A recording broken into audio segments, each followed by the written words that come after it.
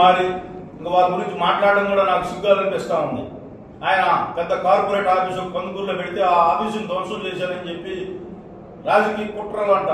ఏం కుట్రలో మాకైతే కుట్రలు చేత కాదు, మాట్లాడేటప్పుడు ఒళ్ళు దగ్గర పెట్టుకుని మాట్లాడమని చెప్పి ఈ సందర్భంగా హెచ్చరిక కూడా చేస్తా ఉన్నా. ఎందుకు అనుకున్నామంటే అందరం ఒక చోట ఉన్నాం, ఒకరి గురించి ఒకరు గౌరవంగా మాట్లాడేది నేర్చుకుంటే పద్ధతిగా ఉంటుంది. పద్ధతి దాటి ప్రవర్తిస్తే చట్టాలు ఉంటాయి, దానిపైన చేస్తుందని చెప్పి గుర్తుపెట్టుకోవాలని చెప్పి ఈ సందర్భంగా వాళ్ళందరికీ తెలియజేస్తా ఉన్నా. ఏదైనా ఒకటి విషయం వచ్చినప్పుడు దాని పూర్వపరాలు తెలుసుకొని దాంట్లో ఏం ప్రాబ్లమ్స్ ఉన్నాయి, సిండికేట్ రాజకీయాలు, ఏం సిండికేట్ రాజకీయాలు, ఊరికేదో పెన్ను పేపర్ ఉందని చెప్పి ఒక ఫోన్ ఉందని చెప్పి దాంట్లో మెసేజ్లు పెట్టడం కాదు. పద్ధతులు నేర్చుకొని పోతే ప్రజలు కూడా గౌరవిస్తారు. ఆ గౌరవాన్ని కాపాడుకోకపోతే ప్రజలే తిరగబడి ఇంటికి పంపించే రోజులు వస్తాయని చెప్పి ఈ సందర్భంగా తెలియజేసుకుంటూ మారి ఇంకా వారి గురించి మాట్లాడడం కూడా నాకు సిగ్గుగా అనిపిస్తా ఉంది.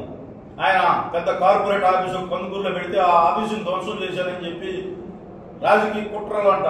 ఏం కుట్రలో మాకైతే కుట్రలు చేత కాదు, మాట్లాడేటప్పుడు ఒళ్ళు దగ్గర పెట్టుకుని మాట్లాడమని చెప్పి ఈ సందర్భంగా హెచ్చరిక కూడా చేస్తా ఉన్నా. ఎందుకు అనుకున్నామంటే అందరం ఒక చోట ఉన్నాం, ఒకరి గురించి ఒకరు గౌరవంగా మాట్లాడేది నేర్చుకుంటే పద్ధతిగా ఉంటుంది.